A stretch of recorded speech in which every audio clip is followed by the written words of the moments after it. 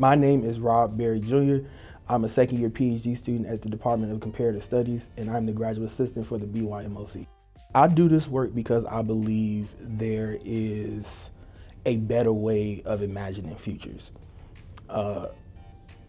If I think back to when I was 18 years old, I had a fixed mindset of what my future would have been because that's what the people who brought me up bred me to believe.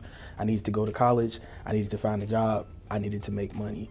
And so I do this work so that other youth who may or may not have communities may be feeding them those same aspirations to be able to dream. And dream might be legit being able to imagine anew or being able to plan, being able to see other opportunities, being able to express yourself in various different ways. But I do this work so that another Rob can know that there's other possibilities rather than just one fixed role for themselves.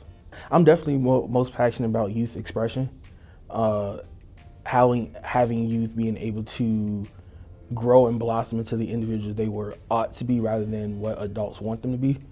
And so you see that with the TikTok generations and the Snapchats and just social media in general, where young folks are being able to express themselves, whether through dance, song, comedy, wherever it may be. And I think back when I was that age, how my life could have shifted if I had those different outlets.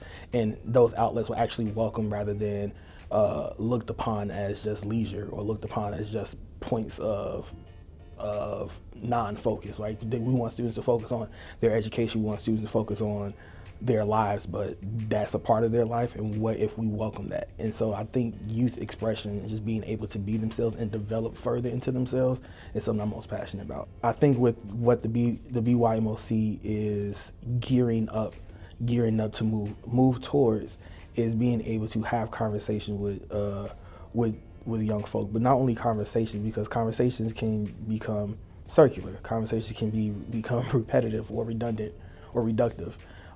But having young people be a part of that change, and if we think about many changes that has occurred throughout our lifetime or just centuries, youth voice has always been a part of it, whether history wants to include that or not, and how we make that a priority.